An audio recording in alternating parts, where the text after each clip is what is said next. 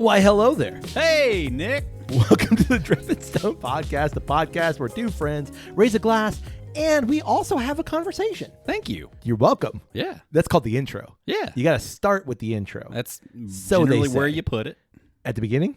Yeah, at the intro. Unless you're Christopher Nolan, and sometimes you put the beginning at the end. Yeah.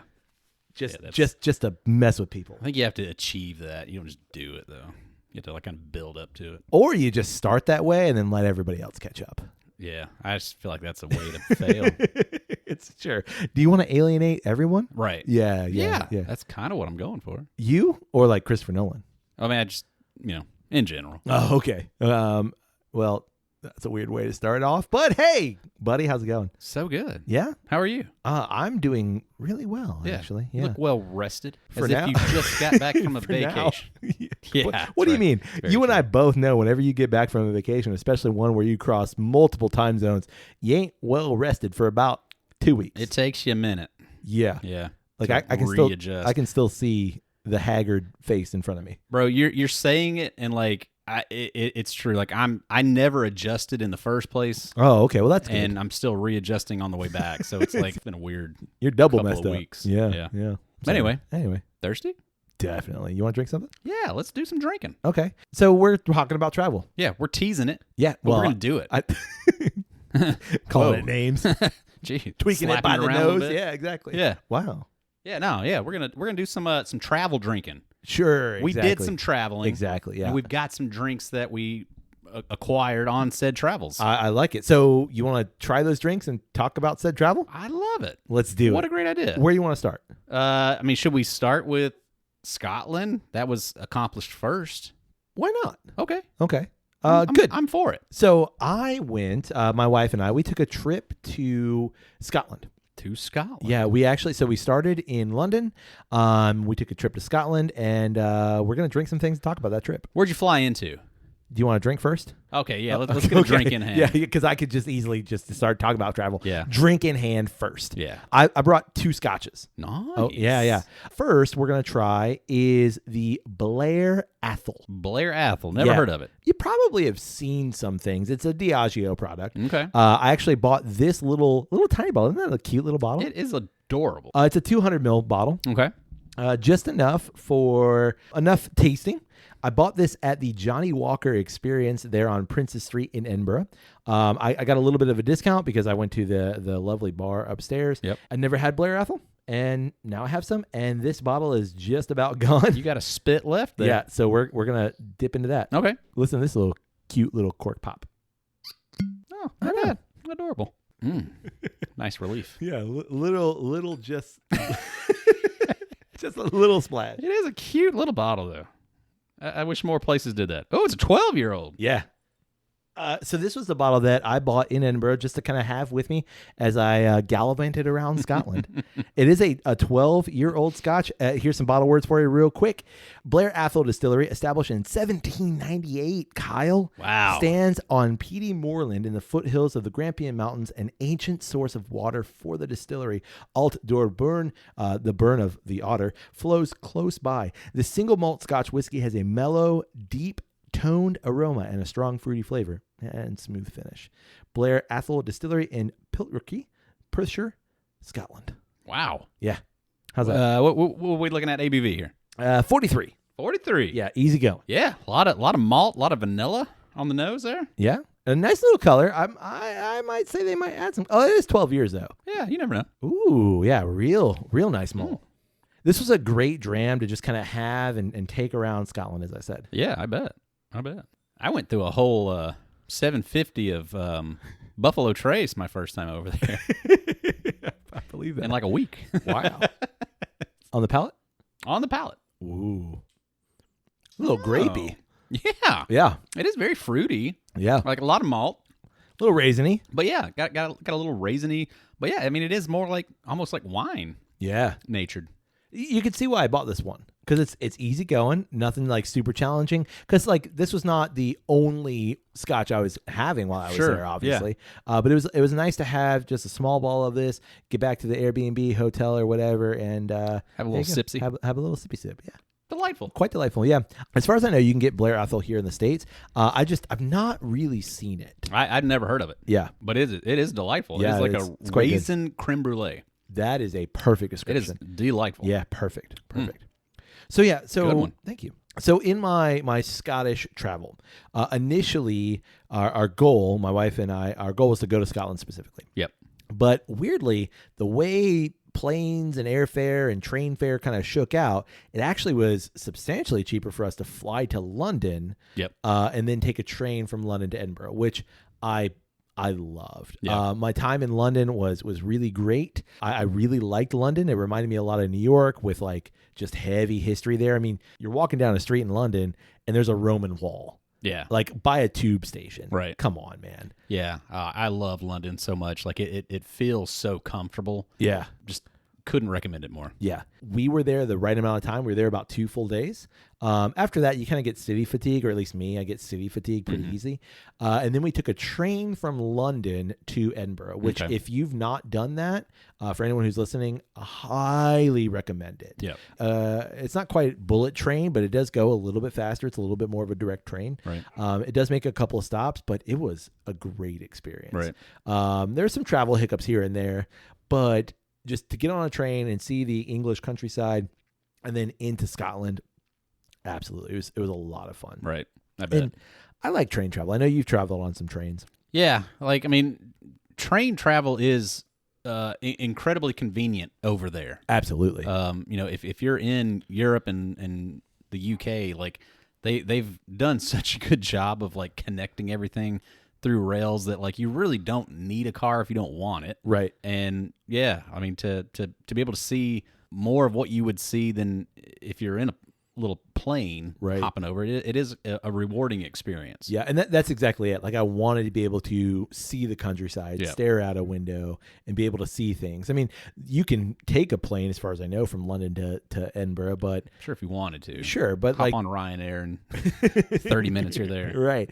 But for me, like that train experience, I think was a great way to start everything off. Yeah. Albeit, again, little travel hiccups aside. So then we spent a couple days in Edinburgh. Yep. Edinburgh's fantastic. It is a very old city. There's a lot of like, especially in that downtown. If you Google images of Edinburgh, the castle and that one long Victoria Street, very aged. Yeah, the Royal Mile they call it, and it's very touristy, but in a way that I actually enjoyed. Edinburgh was beautiful. I highly recommend it. I think it's good for, again, about 2, maybe 3 days. I sent you a post earlier today that Edinburgh was ranked the second most recommended UK city. I absolutely by travel that. guidebooks. Yeah, for sure believe that. Means. I believe that. And it's super easy to get around. We got outside of that area, that like touristy area a little bit. It's fantastic. Yeah. Is it dramatically like more Scottish than like London? Oh yeah. I mean, it appears visually that it has like such a different vibe. It's definitely a different vibe. Yeah. But because it's such a big city, it's not a big city like London's big city, but it's spread out too. But because it's a bigger city, it attracts a lot of non-Scottish people that work there and things like that. Right. So it's not as Scottish as some of the places we went, if that makes sense. But it's definitely like, you're in It's still Scotland. big city. It's still international. Yeah, you're in Scotland. Like traveling from London to Scotland, you get off and you're like, yeah, we're in Scotland. Right. But it wasn't like so dramatically so that you're like, it's not the same thing of going from like, London to Rome and like, oh my God, now we're in culture shock. It's not that. Yeah. But it's a different enough that you're like, oh, okay. Nice. But like I said, a lot of the people that we met were from England specifically, and they were up in Edinburgh for work or university, things like that, because Edinburgh University is a big university. So we met a lot of those people. We stayed in the Brewdog Hotel, which was fantastic. Yeah. It was so cool. Because that's got one of the most unique features I feel like I've ever seen in a hotel. Oh yeah, the shower beer fridge. Shower beer fridge. Yeah, we've posted that on social media. Yeah, I love that shower beer fridge. That's cool. Funny story. We actually accidentally left those beers because we didn't drink them all there. Right. We left those beers in an Airbnb on accident. Oh no! You could have grabbed them. Yeah, you took them with you? Totally forgot. Just left them in there, and bummer. We were trying to get to the airport to grab a car and just left them in there. Yeah. Super bummer. Did you have any NA beer? I did not have any NA beer. I know why. Yeah, me too. So yeah, stayed at the Brewdog Hotel, also an Airbnb in Edinburgh, and it was a fantastic experience. That's cool. Ran over, picked up a Brewdog. No, ran over a Brewdog. No, picked up a car from the Edinburgh airport. Kind of did the whole like getting used to again driving on the wrong. I don't want to say wrong. Driving on the opposite side of the car. Right. On the opposite side of the road. Right. Getting used to that for a second in a relatively major city. Yeah. And then we hightailed it to the Spey region of Scotland. You did some driving in Ireland last year. Yeah. So yeah. you'd kind of already done the thing. Yeah. Quick. Definitely. You were able to like readjust to it quickly? Very easily. Yeah. Actually, it was far easier this time. Honestly, like just getting out of the parking lot was the most difficult part. And the first getting out, well, because you're at an airport and everyone's pissed off. Yeah, or like they're everybody's rushing. got somewhere to be. Exactly. Yeah. So getting out of the parking lot was terrible. And then the first roundabout, I was like, the hell? Here we go. Which would be to the left? Yeah. Oh, God. Yeah. Terrifying. So it's at first, again, maybe the first 10 minutes, I was like, here we go. In last year when I drove in Ireland, I was shitting a brick for 3 days. Yeah. Like it was nerve wracking. This time it was 10 minutes. Sure. And I was like, all right, we're back in the saddle. I think I had one little mishap where I got, the finger from someone, but you're on vacation. Yeah, it's fine. Fingers don't mean the same thing. Exactly. When you're on vacation. I got a very stern look and a gesture. Exactly. Cool. I don't care. I'm on vacation. Yeah. But other than that, like it was totally good. But I know you said like the rail system is great, and it totally is, but I highly recommend driving. Yeah. If you're in a country in which you can, because some like require different licenses and things, but I highly recommend driving because you're not beholden to a rail station and those timetables. You can do what you want, go where you want, and if you're like, I don't know, let's pop over to this grocery store for 5 minutes. Right. Plus you have like a kind of a roaming home base as well. Right. So we drove up to the Spey region north of the mountain region called the Cairngorms. Mm-hmm. We stayed outside of a little city called Nairn, which is about half hour Inverness, which is Loch Ness area, right, if you will. Stayed there for a couple of days, did some distillery tours. Were you to the side of Spey? We were to the side of Spey, yeah. I saw the River Spey multiple times. I actually dipped a hand in the River Spey. It tasted like whiskey. Chili? It was. It tasted like a single malt. It was kind of weird. Hot damn. Yeah.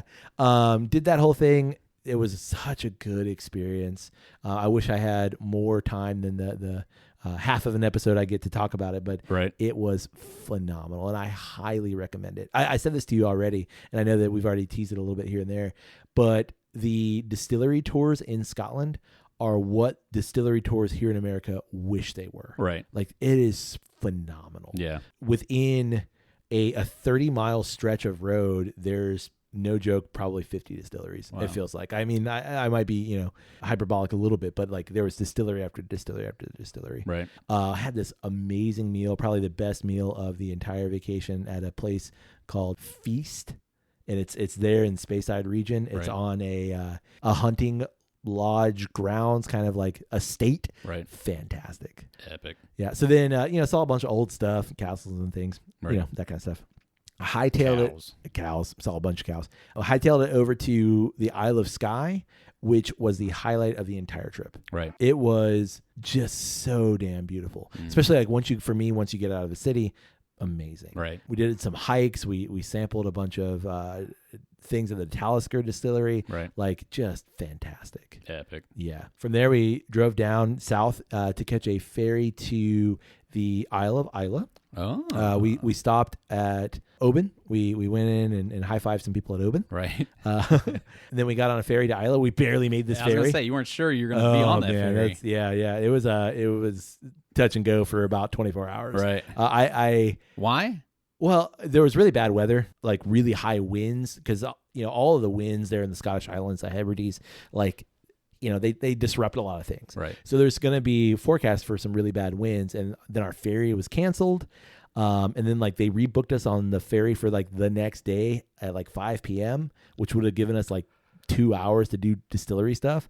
So ultimately, it worked out. We got there really early the next day. Right. Wild that you got there. Oh yeah, And like just in no general. joke. Because the one that they rebooked you on ended up getting canceled. Also, Yeah, right? yeah. And in fact, our ferry was the last ferry to Isla for like 48 hours. Like crazy. Yeah, our ferry was the last ferry out there, and then our ferry back to the mainland was the first ferry off the island. Right. So like, we just Timing is ridiculous. oh yeah, like, and it was a whole thing. Like, rarely do I freak out in situations like that. Normally, I'm like pretty cool and level-headed. It is what it is. Oh, dude, I was like, my wife can attest. Like, I was freaked out. Partially because I really wanted to go to Isla. Yeah. But then also, I'm like, how do I navigate all of this? Like, now what do we do for 3 days? Because that was our extent for Isla. So it was one of those things. Do you know, like, is that like a summer thing or is that like an all the time thing? Like it could happen at any point. Yeah, from what I understand, it's basically an all the time thing. Because like when we got to the island and we were talking to people, they're like, "Oh yeah, ferries." You know what it is. I'm like, "What do you mean ferries?" Like. That no one on the island seemed bothered by it at all. Right. In fact, where they're just used to it. Yeah, they must be. Like where we stayed, which was phenomenal. Yeah. I don't think we've made a post about it yet. Maybe we have. But if you're staying on Isla, I highly recommend you stay at Kilmeny, Kilmeny Country House. Fantastic. Like the people who run that are just amazing people. Fantastic breakfast. And I bring that up because amazing experience. Right. But we were there and there were some truck drivers who had very clearly got stuck on the island with us. Right. And they were just there hanging out and eating amazing food and bed and breakfast. What'd you have for breakfast? What didn't I have for breakfast? I Pizza. had Pizza. yeah, definitely. Margarita. Sushi. Margarita. Yeah. Full Scottish breakfast. Carol had some Scottish pancakes one day, salmon the next. Like, it was phenomenal. Is haggis Scottish? Oh, yeah, definitely. Did you have haggis? I did, yeah. Where'd you have haggis at? Everywhere. Like, Oh. literally almost Wow. every breakfast, yeah. There was Yeah. some version of haggis that I had. Is it good? I think it's really Sounds good. like it is. It doesn't, like, when you... No. Sheep's stomach? Love when you list the ingredients, it sounds terrible. But it tastes like... Have you had black pudding? Yeah. Like that. Right. Like, but not as irony, because black pudding is bloody. A lot of bloody. Yeah. Gotcha. I really enjoyed it. Yeah. I had mean, no I love all problem that at kind of Awful. innards. OFFAL. Awful. Yeah. I'm all Fantastic. From Isla, I did every Isla distillery in some form or fashion, whether it was like driving by it, because we actually didn't get to go to Kilholman, driving by it, or taking some pictures, but did a couple of different tours. Went to Bunnahabhain, had a fantastic warehouse 9 distillery tour, which we'll do those eventually. Right. Brought some goodies back. Nobody. Yeah, I know. And then, so once we did all that, we went to Glasgow, golfed outside of Glasgow, which was an amazing experience. At some point, I got COVID. Nice. Like, very clearly, that's what I had. Right. I was down for the count, but like, I couldn't really do anything. Right. So I was golfing in the rain. I don't recommend this, but I was golfing in the rain with COVID. Yeah. Yeah, for sure. And did Glasgow, and then went down for a couple of days, then went south. So the Johnston family is from the borderlands between Scotland and England. Okay. So we went down and we kind of saw all of the places that the Johnston family comes from. Right. So we did all of that, and man, it was a whirlwind of a trip. We were there for 2.5 weeks, and it was phenomenal. That's cool. Yeah. Incredible. So good. That's awesome, man. Yeah. You've definitely inspired me to, like, the times that we've been abroad, we've yet to take a car anywhere. We've just only done train travel once we've been over there. I mean, and it's its own kind of exciting. Sure. And definitely is convenient, provides a lot of convenience, but there's the frustrations that come with train travel that I'm looking forward to avoiding the next time I go over. Yeah. Train traveling with a lot of luggage is its own kind of frustration. Absolutely. And yeah, like next time we go over, I'm looking forward to doing a car. Yeah. And to be fair, like, car travel comes with its own set of frustrations as well. Sure. But to me, just having experienced some version of both, the ability to do what you want, because, like, if you just get a wild hair and you're like, I don't know, let's go 30 minutes that way. Yeah. It's easy. Right. And if there's no train station, or if you've got a bunch of luggage, you can't easily do that. But I mean, it certainly seems like it removes the time aspect. Yeah. Anxiety. Absolutely. And because, like, yes, we're starting here and we need to get to there. Yeah. But the timeline that we accomplish that is not as relevant. It does that, and it also adds the availability of spontaneity. Right. So that, again, if you're, because I mean, how many times have you sat on a phone, like just looking at a Google map and you're like, man, I'd love to go there. That looks interesting. But I can't do it because, you know, travel the train constraints. won't pull over for us. Exactly. Yeah. Where for us. Or even if it would, I can't get off. I'm not getting off with all I've this got luggage. 600 pounds of luggage. Yeah, exactly. not doing it. So for us, there were multiple times where it was like, you want a coffee? Yeah. Coffee houses. It's like 20 minutes out of the way, but that one's like, looks cool. Yeah, that looks fun. And we're on vacation, so I don't care if it's 20 minutes out of the way. Right. So, you know, doing that kind of thing. Yeah. I definitely recommend UK travel, but obviously, because I didn't do all of the UK, but like Scotland specifically, phenomenal. Yeah.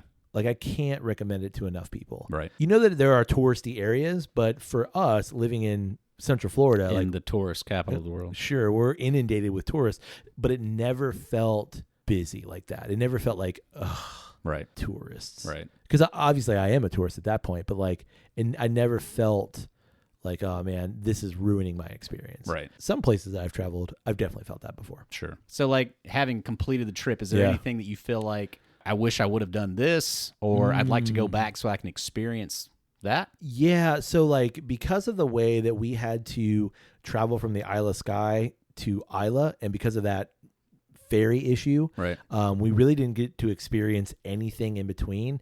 And that drive from where we were in the Isle of Skye down which is like directly north. Yeah, basically. To how close are you to the Arctic Circle at that point? That's a good question. You're up there. I don't know exactly how close it is at that point. I will say, like, it never really got dark. Right. There is no astronomical dark in Scotland in the summer, at least where we were. Right. Because you're so far north. It's always kind of like twilighty. It's always twilighty. Yeah. It gets dark. The sun does set, but it's like twilighty. Like here in Central Florida, like it's dark. Right. In the summer. Oh yeah. But if it's a new moon. Yeah. Yeah. It felt like here at home, like during a full moon. Right. Like that all kind of bright. Yeah. I can see everything just fine. Oh yeah. Like when we were one place we were staying, like I opened the blinds, which that was kind of a downfall. Like there is some AC here and there, but you don't need it. So you'd have the windows open, but then you'd have to have the blinds open to get the breeze, but then it's light outside. So it was like that was kind of hard to get used to. But because of the way we had to do that little bit of travel, we didn't really get to see anything between the Isle of Skye and Kennecraig, which is the port to get to Isla, which is a huge swath of the country that we just kind of like drove through. It was beautiful to drive through it, but we didn't get to do anything. So I would love to go back and do that. And there are things that we did that I would absolutely go back and do again, for sure. Do you think you will?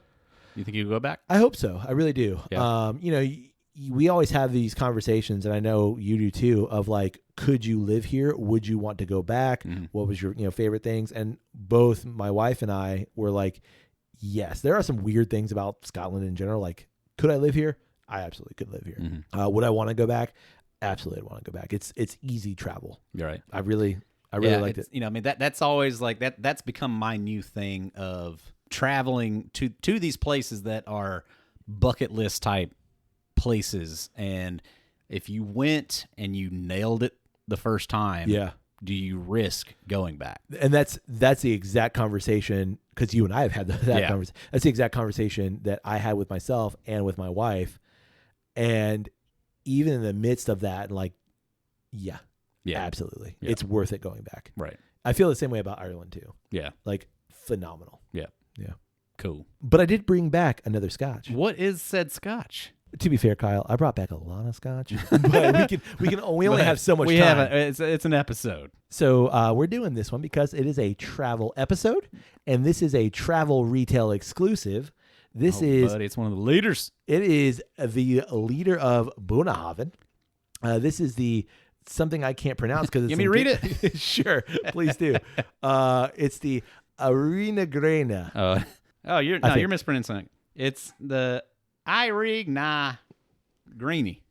There it is. The Erich Na Greine. This is the limited. This is the 2023 Bunnahabhain travel release. It means morning sky in Gaelic. Sorry everybody for both Kyle and I butchering this.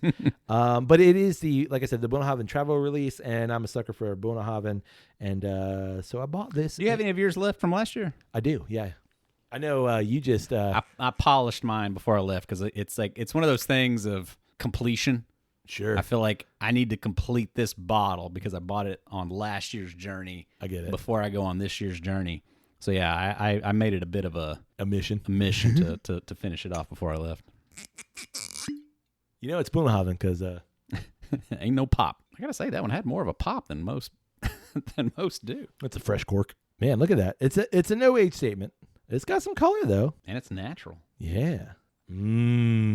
Tastes like a pretty Bunna, or smells like a pretty Bunna. Yeah, it's got some really like nice warming notes. Caramelly, floral. It's 46.3, which is also the ABV of regular Bunnahabhain. To me, like from my memory of just regular Bunna, this seems like it's leaning more floral, and it's a bit more springtime. I was gonna say it's leaning floral, but there's like a spicy note in there too. Little baking spice. Yeah, something like that. Little clove. Shall we? We shall. Ooh. I would say it's like it's a touch more like barrel forward than regular Bunna, but you know it's Bunna. I get mixed nuts. Ooh. Which one specifically? Planters. Oh, okay. Yeah. Not Publix. I know, I do. Like mixed nuts, you say? Yeah, it's not specifically peanuts. It's like a can of mixed nuts. I do get like a touch of salty. Yep. But yeah, malty forward. Not as floral on the palate, but I feel like it's still kind of like that potpourri nature is still kind of there. There's like a hint of a whiff of a puff of a smoke. Just like a... To be fair, like in our pantheon of recording today, we've had some peaty scotches. But it's just hinting there. Yeah. That's delightful. Yeah. It's Bunnahabhain. Yeah. Just a little bit something extra going on. Yeah, I like it. That's a good one. Yeah, as far as like the travel ones that we had last year, like this one might be the better of them. Yeah, I think what Bunnahabhain does, or what all these distilleries really do with their travel retail, is let's give something that is just adjacent to the things that you can find normally. Right. And I think this one does it really well. Yeah, that one's really good. Yeah. That'll be a nice dram to have. What's nice about, also visiting Scotland, and at least for us in terms of like customs and things like that, it's pretty easy to bring back stuff. And I really, in this case, brought back a fair amount of scotch, and I really enjoyed kind of also discerning what do I want to bring back and what can I live without. Yeah. It's tough. Yeah. It's tough. Yeah, for sure. But it was like, what do I want to pay for? How much do I want to, worry about this bottle if something happens to it? So it's all those kind of things. And I'm really happy with the choices that I made. And I'm excited for everyone to hear about it. Yep. And I'm excited to try them with you. Agreed. Yeah. Yeah, that conversation with the customs agent when you get back is always fun. What'd you bring back? Liquor. How much? Some. Not enough. Not enough for you to care about. Okay. Yeah. Welcome back. Well, man, so but as we transition into your summer recap, when I got to the customs here in Orlando, at that point, like I still was in the final throes of COVID, still like in that foggy, delirious kind of state. Like, I've been up for 23 hours. That, and then obviously being sick. Right. For several days before that too. Right. So like when we were talking, or I was talking to the customs agent, gave him the passports, everything. He looks at me and says, anything to declare? And I was like, whiskey. That was my answer. Right. And he says, how much? And I just blank. I'm like, so I look at my wife. Yeah. I'm like, she said 2 bottles each. I was like, sounds right. Yeah. And I was like, just shook my head. He's like, okay. Same for me. Like I totally whiffed on that question. Yeah. The guy was like, did y'all bring any alcohol back? And I was like, yeah. And he's like, what'd you bring? And I was like, I think like 2 bottles of alcohol, but then like, yeah. I don't know, 8 beers. Exactly. And then when I looked at it when I got home, I was like, God, I got like well over a dozen beers, and there's at least 3 bottles of like liquor. Whatever. Right. He doesn't care. Nah. Well, and if they, you would just pay some extra duty. And I was fully prepared to do that, but like they didn't even. Delicious whiskeys, man. Thank you. Thanks for bringing those back. Yeah, you're welcome. I know you brought back some goodies, and I'd love to hear about your travel. I bought a scotch. Did you? Yeah, got a scotch in London at the duty free, and it's freaking delightful. Did you ever go to the whiskey exchange? You didn't make it. Yeah, okay. I didn't think you did. did. No. I went to Spain, Portugal, and then finished off in London. Yeah. And brought back a lot of beer. Yeah. Had a lot of beer in Spain and in Portugal that I was wanting you to get the opportunity to try. It's fun trying stuff from different parts of the world. Absolutely. I mean, that's partially why we travel. Yeah. So I'll go grab some beer. Okay. I'll be right back. Okay. I'll be right here. Whoa. So what you bring back? Man, I brought back a lot of beer. Yeah. I brought back a lot of beer. I went to, like I said, the majority of the trip was in Spain. We went over. We flew into Barcelona. Okay. In Barcelona for a few nights, and then we got on a cruise ship in Barcelona, and we went to Lisbon, Portugal. Wow. First time I'd been to Lisbon. That was a bucket list city that I definitely wanted to go to. And then we went to 2 stops in the north of Spain, Vigo and A Coruña. Oh, yeah. And then we ended in England, in Southampton, and we hopped on a train and went to London for a few nights. That was the trip, and it was So primarily Spain. Primarily Spain. Yeah, one stop in Portugal, but yeah, primarily Spain. And this was a very beer-heavy vacation for me. Like that was predominantly what I drank. Well, because I guess your other option would be mainly wine, right? Like it's not that they don't have other things, but for sure. But it's just I don't know. It's just what I was in the mood for. Sure. It was summertime, right? And Europe is a beer-forward place For sure. So it was. Anytime you go into these cities, they're all promoting their beer, and you see it everywhere. And it's just it just hits on a nice hot summer day. Definitely. So, yeah, that's what I got a lot of. All right, what are we starting with?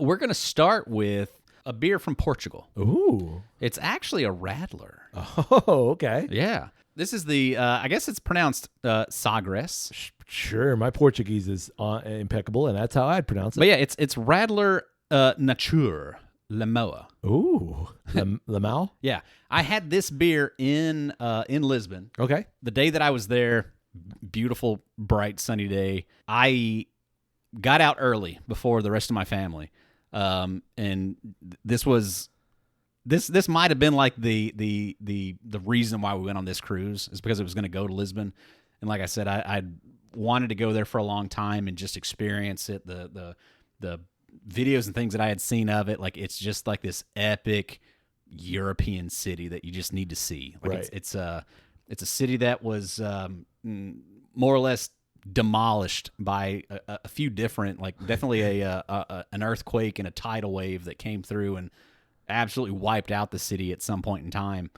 But the essence of it, it's all still there. There's this big, huge, grand plaza right on the waterfront, and our boat literally like pulled right up to it, and it leads from like a grand like a Broadway style street that just cuts right through the city center, and it's a very pedestrian city. Right. What Lisbon's known for is in all of their big, huge piazzas that you have in any other city, that they're all covered in this tile work. Right. The buildings are all covered in all these ornate, really decorative tiles, and they're all unique and different from each other. Yeah, that's really cool. But the city, the plazas themselves are like have these. It's just black and white tiles that are laid in different graphic patterns and things like that, and it's just a really cool vibe of a city. Family it's on my list too. Like I'd love to go to Portugal. Family did eventually get off the boat and come visit with me, and like I said, when I went off by myself, I went straight up this mountain and went all the way up to the very top of it. Like downloaded really quickly before I got off the boat that day, like a self-guided walking tour. Yeah, and it was like start here, but our recommendations would be to take a taxi there and then walk back down. I was like, I don't need no taxi. Oh my gosh. Like it was like a lot of it was like straight up vertical, and I'm wearing like, just like some loafer, slip on type shoes.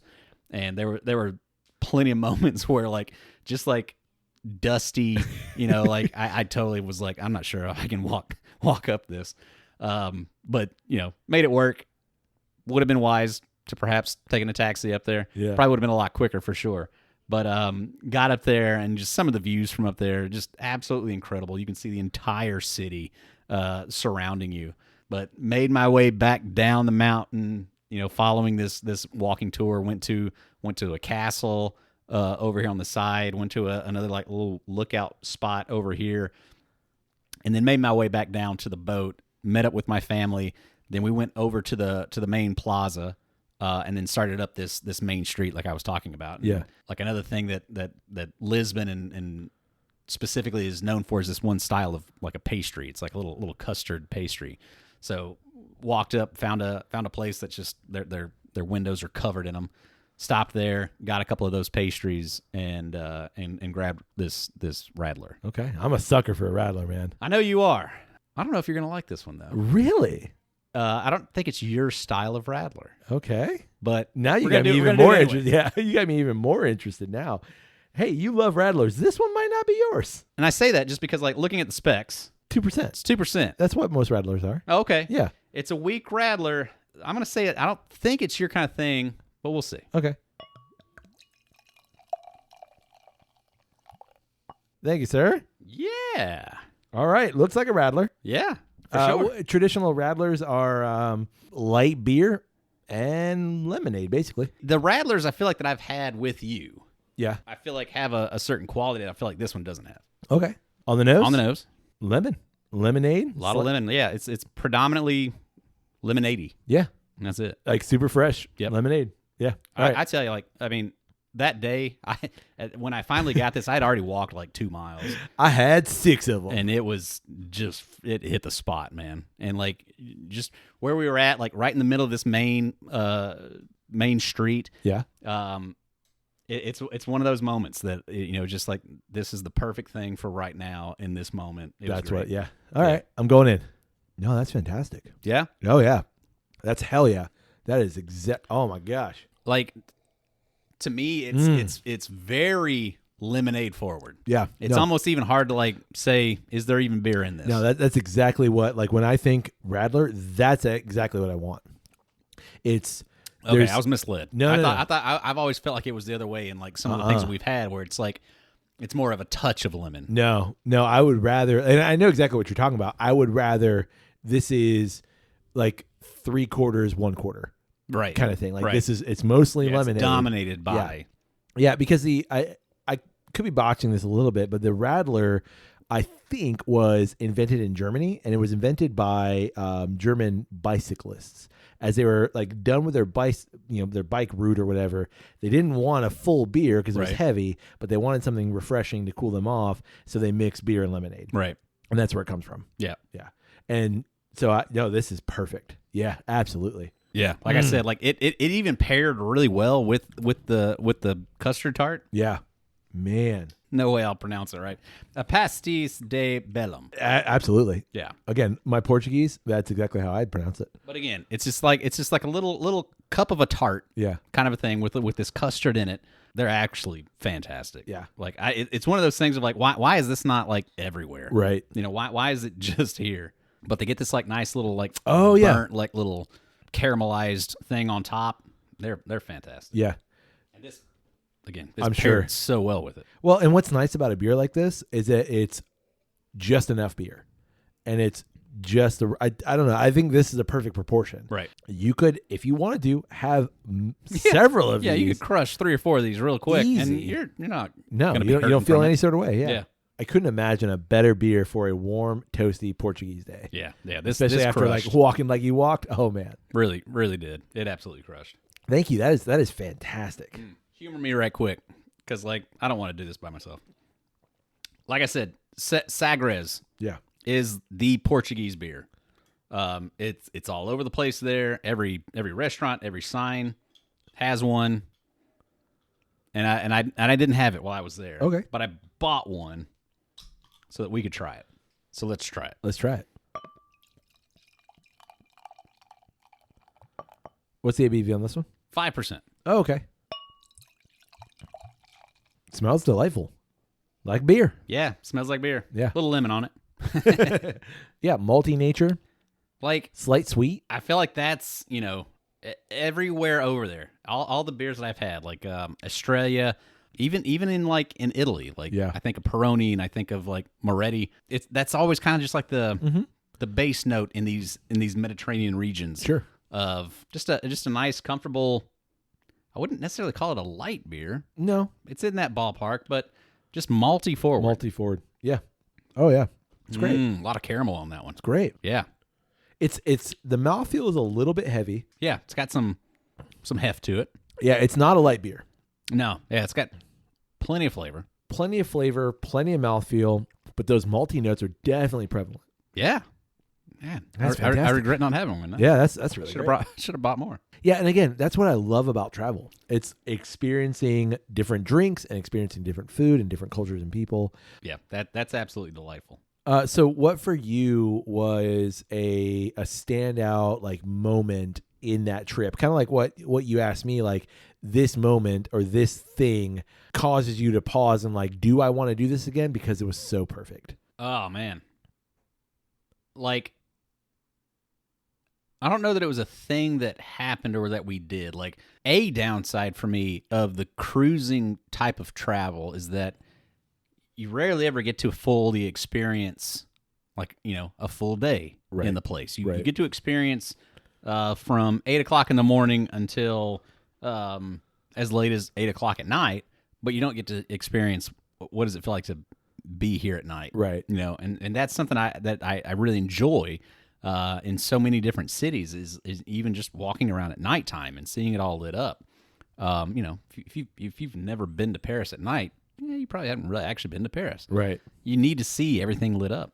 And so that is like, the one bummer. Like, I mean, in Lisbon specifically, like it's known as, like they promote like itself as the city of light.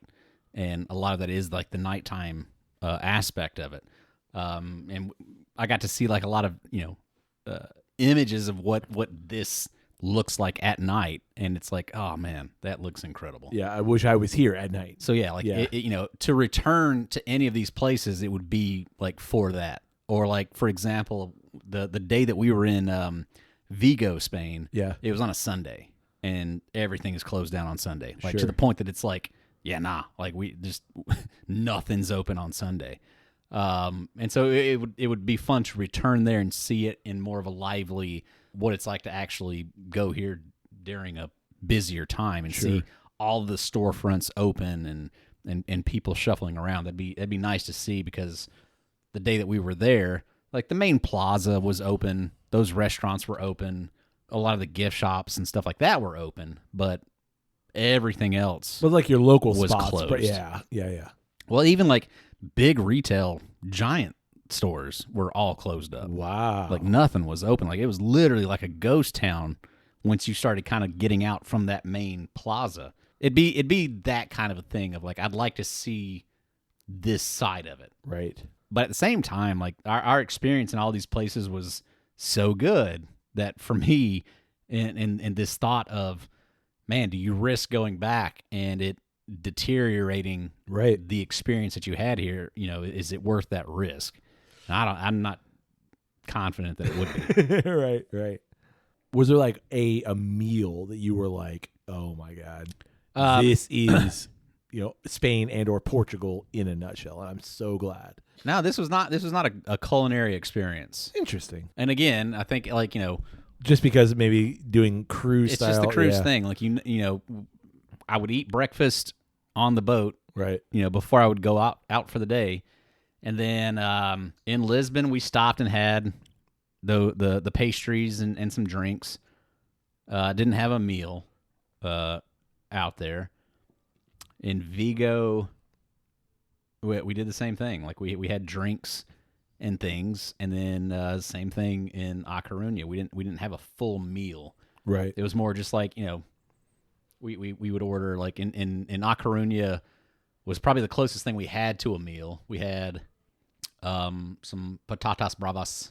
We had some calamari. We had 3 or 4 things there. Right. But it was just more at a place that was just like, just small bites. Sure. Because I think that's just like the culture. Because we weren't there at nighttime when you have your big meal. Right. I mean, we did have a meal. We ate at a great tapas restaurant in Barcelona, our very first night there. That was epic. Like all 4 of us loved that restaurant. We had, I guess we all probably split like 7 or 8 different tapas. Yeah. Fish. We had pumpkin, not ceviche, but what's like raw. It was great. Yeah. Loved it. Everything that we ordered there that night was like fantastic. They had Australia on tap, so I was happy. That was probably like our, come to think of it, that was probably our best restaurant experience. It was like the coolest vibe of a restaurant. Like just the place itself, it was tiny. It was literally 50, not even 50, 10 feet from our Airbnb. Like it was right across the street. It was epic. Loved that place. And it was like very first night. Cool. And I don't think we beat it. That's cool. All right, one more beer. What you got? This is it's called 1906 La Milnueve. It's from A Coruña. Okay. They make it in A Coruña. It's everywhere. Yeah. Like you're seeing the signs for it everywhere. And the first place I had it was actually in Vigo. Vigo is just south of A Coruña. They're both right on the. A Coruña is more like right on the northern border of Spain, the northern, and like just around the corner is Vigo. So it's just a little south, but they're both like, these port cities right on the in like little coves, more or less, like, that kind of dip into the country. We accidentally climbed up a huge mountain in Vigo. As one does. Well, it's like we start out, we're going up that way, and then like, oh, there's another little place right there. If we just go up there, like maybe that's like an even better view. So we go up there, and then you get up to that one, and there's like, oh, look, there's another little spot right up there. Maybe we should try to go up there. And so eventually, we went all the way to the top, and not planning to do that. We had no water, we had no sodas or anything with us. But my wife and I would get up there and experience the whole thing. And as we're coming back down, I'm looking out this like little archway, and I see like a restroom. Like, I could totally go for a break right now. Right. And so we start walking that way, and as we go out the arch over towards where that restroom is, I look over to the right side, and there's a little cafe. Ooh. I was like, bet. So we head over to that cafe, and we go inside, and they've got this beer on tap. And I was like, cerveza, please, por favor. We get some drinks. My wife quickly realizes that cider in Spanish is sidra. And they had a cider there, and it was delightful also. But I had this there, and it was by far the best beer I had on vacation. Okay, you got me excited. We got to do it. Sounds good. Ooh, look at that. Golden amber. Yeah, like Ooh. It takes all those great things that we were saying about like the flavor profile and things of European style beers, and it just like it pluses it a bit. Yeah, it smells a little Oktoberfesty. Yeah, it is in that ballpark. And the red, yeah, maybe even a little better. Maybe a little better. That smells delicious. Yeah. Okay. Yeah, like you said, great color. Which is not necessarily right when you're getting just like the house beer in any of these like European cities. It's usually kind of a lighter thing, but this is made in A Coruña. That's cool. All right, I'm going in. Take a sipsy. Enough sniffing, time for sipping. Oh my gosh! Yeah. Wow. Yeah, it was a game changer. That is fantastic. Yeah, had a couple of these on top of that mountain. Made our way back down to the little main plaza there. Had a few more there. Quickly became my favorite beer. Yeah, I can see why. On vacation. Yeah, I expected the mouthfeel to be way heavier.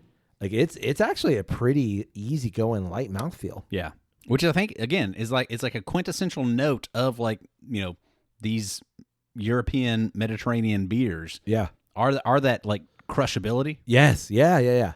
But man, they pack all the flavor in there to it. I remember we had last year a Radler. We were on Hania in Greece, and we were at a restaurant. Our families all together. We had big group. 17 million of us in tow, and we had a Radler there. I don't know if you remember this Radler. I didn't have the Radler. I don't think. I definitely. I remember you. Yeah, I had the Radler. Had it. It was very similar to the Radler that you got in Portugal, the Sagrés. Yep. I remember then thinking, wow, like it was the same kind of ratio, the 3-4 quarter beer.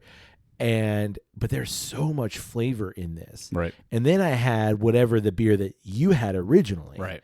And which was, the local Hania just produced, like whatever Grecian beer that they had. And I was like, damn, this is good too. Yeah. Like, it's just beer. Yeah. But it's phenomenal. Well, and is it phenomenal, or is it just like a set of circumstances of like, Well, you're both, in this both. you're at a your hormones are all fucked up because like you're just so happy, of where you're at, Sure. and the experience that you're having, and it's just like, man, this is great. Yeah.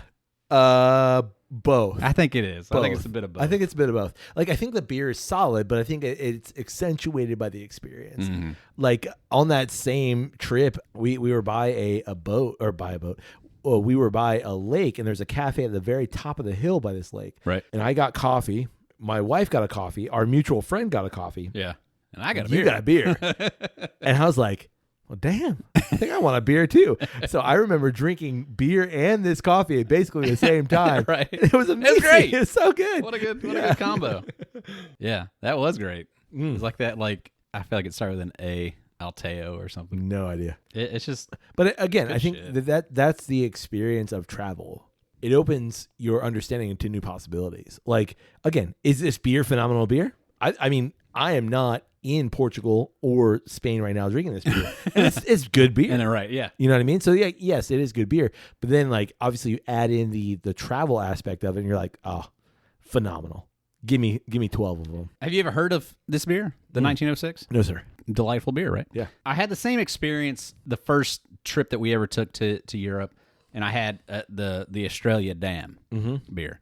Loved it, and so much of that I felt like was wrapped into the experience of when I had it, how I had it, everything, and it was just perfect. Right. And I say the same thing with Peroni. I can sip that beer and I'm immediately taken back to that moment in time, and I can remember my kids being the age that they were at the time, and it's just wrapped in nostalgia. Sure. And I think this is going to end up being the same way. Ironically enough, though, yesterday when Maria was at Epcot, they now have this beer 1906 at Epcot. is at Epcot. Wow. But I think again says like, yeah, no, this is Solid. This is really Solid, good beer if we're willing to like, Import it all the way to America. yeah, and have it at Epcot. Yeah. Yeah. Wow. She sent me that. I was like, are you kidding me? Like, I've never heard of this. Oh, man. Good drinks all around. Yeah. But it's just so fun to go into like a local market Exactly. and see all the beer that they've got. And like, I didn't know 1906 had a red ale. Right. They had it there in the can. I'm like, oh, I'm getting some of those. It's just so much fun. Yeah. And you want to be able to try so many different things, and you can. And what's cool, I don't know if you noticed it, the way they do 6-packs over there. See that little dot of glue? Yeah. They just glue them all together. Oh. But if you want to just buy one, Just crack it. just pop it off. Yeah, I'm just gonna get one. But that's how they pack their 6-packs. They don't do the plastic rings. It even says on the side how to do it. Yeah, I was like, well, that's friggin' brilliant. Yeah. Yeah. So like, I got like 3 of them just lined up, and just these are mine. That's cool. Yeah, That's awesome. yeah, good shit. Well, you got anything else? I got more beer. You do. We might could sample some more beer. Yeah, you wanna try another one? I would love to try another one. Yeah, I yeah. should not. Yeah, me too. That's summer travel wrapped up. Yeah. We did it. We did it. We did our trips. We did. We got all of our episodes made it. recorded, And we made it back. and we're back, and Yeah. and now we're Back in the New York mood, groove. New York. Yeah. But You back going in to the New York? No. God, no. Oh Okay. yeah, not me neither. Back in the New York. Back in a New York minute. Anyway. Yeah. Well, I mean, it's just this was a summer unlike any that we've done Oh, yeah. in terms of like both of us being gone At different on times. big trips at different times. Yeah. We came up with the idea of the summer of cocktails. We did that. We Yeah. accomplished it, and somehow we got all those episodes pre-recorded, Yeah. and we did it. And we did it. Now we're on the other side of it. Yeah. Well, I can't wait to see what the fall holds for us. Oh man, Oktoberfest is right around the corner. Who, buddy? Here we go. Well, on that note, we'd love to know about your favorite travel drink experience. Yeah, let us know. Like, where did you travel over the summer, and what was that one drink that was like that made it? Yeah, and that's going to take me back. If I ever have it again, Yeah. right to that place. That's the one. Yeah. Well, you can reach us through email. That's drepandstone@gmail.com. You can also get in touch with us through social media. It's always one word, Drep and Stone. You know it. It's DREPN Stone. Yeah, it is. Just type it all together. It's going to take you right to us wherever you're at. Twitter, Instagram, Facebook. Plenty of fish. That's the thing. I don't know. But try it. Yeah. We might be there. And we'd love it if you support the podcast. You can do so through our Patreon page. It's patreon.com/dripandstone. You can tell someone about the podcast, which is probably like the easiest way to get the word out. And finally, you can support the podcast by getting yourself something special on flaviar.com and use the promo code DSP10. Help support the podcast, and you get some nice bottles as well. Yeah, it helps you and us. Ain't nothing better. On that note, hey, buddy. Hey, buddy. May your glass overflow. And your ass never show. Clink them glasses. Ooh. Cheers, buddy. Cheers.